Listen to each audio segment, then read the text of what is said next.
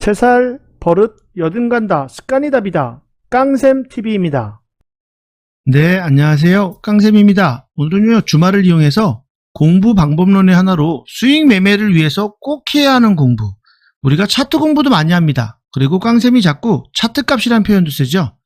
네, 오늘은 사고를 키우는 겁니다. 어찌 보면 단기에 되지 않고 장기적으로 내가 주식을 꾸준히 계속할 거라고 하면, 특히 수익 매매를 할 거라고 하면 이 뉴스값과 세력의 심리값 배우기를 아셔야 됩니다. 어떤 분이 뉴스라고 하면 되지 뭐 대단하게 뉴스값이라고 하냐 이렇게 붙입니다. 그리고 세력의 심리도 그냥 심리라고 하면 되지 심리값이라고 붙이냐, 그만큼 무언가를 지불해야 되는 거죠. 반대로 얘기하면 여러분들이 기사를 보면서 그리고 그것을 자꾸 해석하는 능력을 가져가야 됩니다. 절대로 단기에 안 되거든요. 이 생각을 바꾸는 과정들이. 짧게 실사례가 뭔지 그리고 어떤 매매를 했는지 한번 여러분들과 같이 공유해 보고자 하는데요. 이 방법에 대해서는 특히 직장인분들 그리고 초보이시거나 또는 단기적으로 매매하는 게 스캘핑이 어려운 분들, 단타가 어려운 분들은 이 뉴스값, 이 바로 뉴스값 속에서 세력의 심리값을 읽으면서 그들이 어떻게 이용해 볼까, 그 사례를 한번 같이 보도록 하겠습니다. 먼저 여러분들, 제가 라방을 했던 아침 8시 20분에 라이브 방송을 하는데요.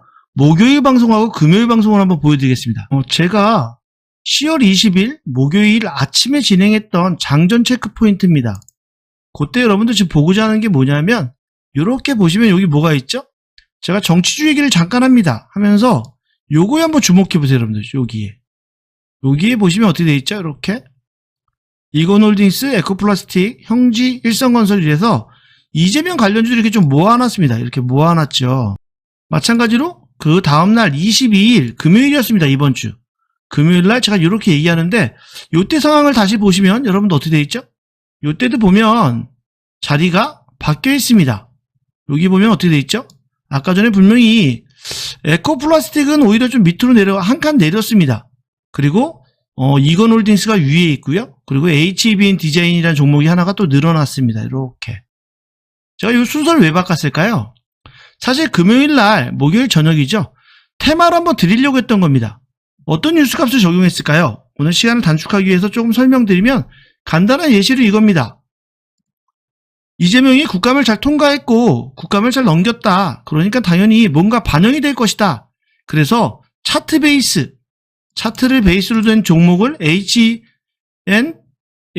디자인이라는 종목을 장전입니다. 여러분들. 시간도 나와 있죠. 장전에 이렇게 올려놨던 겁니다. 관심 종목으로. 그리고 에코플라스틱은 약간 내려가서 좋은 종목이었는데 한 칸 내린 거고, 그리고 이건홀딩스를 위로 올렸던 거죠. 장이 끝나고 어떻게 됐을까요, 여러분들? 장이 끝난 모습을 한번 보겠습니다. 이렇게 상한가를 간 겁니다. HBN 디자인이 상한가를 갔고요. 이건홀딩스도 같은 날 22% 갔다 왔습니다. 여러분들 보시면 22% 전고점까지 갔다 왔다. 한 칸 내려놓은 에코플라스틱은 이렇게 돼 있죠. 정책주 중에 형지랑 일성건설이 이미 많이 올랐고, 근데 이건홀딩스, 너가 순서를 바꿔서 올려놨던 이건홀딩스랑 HMBN 디자인은 왜 이렇게 상한가를 갔을까, 이 관점입니다. 여러분들, 제가 본 건 이겁니다. 뉴스를 본 겁니다. 국감이 끝났어? 특히 여성분들 그리고 직장인분들 수익 매매를 할 거라면 이 뉴스값 매매를 해야 됩니다. 왜 뉴스가 그렇지? 그러면서 차트도 당연히 알아야 됩니다. 그럼 여러분들 이런 관점이에요. 이건홀딩스를 제가 올려놨는데 상한가 근처 가서 전고점까지 22% 올라서 전고점으로 상승을 주고 내려왔죠. 전체가 아직 올라가진 않았습니다. 아마 이재명 테마주가 주말 지나고 다음 주나 다다음 주나 한번 전체적인 순환매가 돌 때 올라오지 않을까, 이 관점에서 정리를 해놓고, 아직은 조금 이른가? 그래서 금요일날 안 드렸던 겁니다. 목요일 저녁에. 그랬는데 HMB 디자인이 상한가를 가버렸고, 이 자리는 왜 갔을까요? 그래서 차트 공부도 해야 되는 겁니다. 이 주가가 어디에 있었다? 21,000원에서 지금 7,000원이 됐다 이겁니다. 아무도 지금 상한가를 쳐도 안 판다, 이런 관점인 거죠.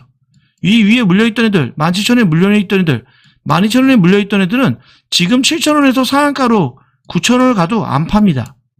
그래서 거래량도 바닥인 거고. 그래서 이 종목을 올려놓으면서 매번 말씀드립니다. 상승 전 자리까지 다시 내려왔다. 이렇게 급등했던 놈이, 이재명 관련주에 올렸던 놈이 다시 제자리로 왔다 이겁니다. 세력들은 크게 먹었고, 여기에 지금 큰 손실을 본 개미 투자자들은 올려도 상한가를 가도 손절이 안 나온다. 이런 관점인 거죠. 그래서 이 종목들을 정리를 해야 되는 겁니다, 여러분들. 매번 말씀드립니다. 뉴스를 보고 이런 관점에서 올라올 때가 되지 않았나? 저런 기사가 자꾸 눈에 보이네? 하면 자꾸 생각을 바꿔야 됩니다. 저기 뉴스값이 왜 자꾸 나올까? 이재명이 계속 거론된다면 차트 베이스상 어떤 종목들이 움직일 수 있을까? 이런 관점인 겁니다. 밑에 있는 종목들은 왜 내려놨을까요? 밑에 있는 종목들은 별로 안 올라갔습니다. 역배열이고 정책주도 아니기 때문에. 앞으로도 정책주는 계속 움직일 겁니다. 이재명 테만 한 번 더 움직이겠죠. 대선이 아직 끝난 것도 아니고 이제 시작이니까. 다만 뉴스값을 보면서 자꾸 이렇게 해석을 해야 됩니다. 짧게 한 사례를 더 보겠습니다. 같은 금요일날 제가 목요일날도 얘기했습니다. 요렇게 메타버스 요 얘기만 하고 좀 마무리하면 동시효과 보겠는데요. 저커버커 매시브 이름까지 바꾼다 어제도 말씀드렸습니다. 그리고 SKT가 메타버스 웹드라마도 만들고 어제 강공수 행사에서도 메타버스를 진행했고 제가 요런 내용으로 아침에 또 서머리를 얘기를 했습니다. 그리고 주가는 어떻게 됐을까요? 요렇게 상승한 겁니다.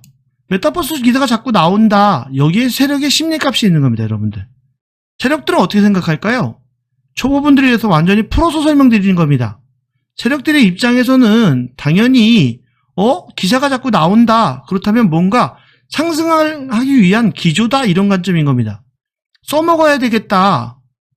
자기네들이 마음대로 만질 수 없는 페이스북의 CEO가 나와서 메타버스 관련 회사로 이름까지도 바꾸겠다라고 하니 당연히 써먹겠죠. 그래서 이렇게 강하게 움직인 겁니다.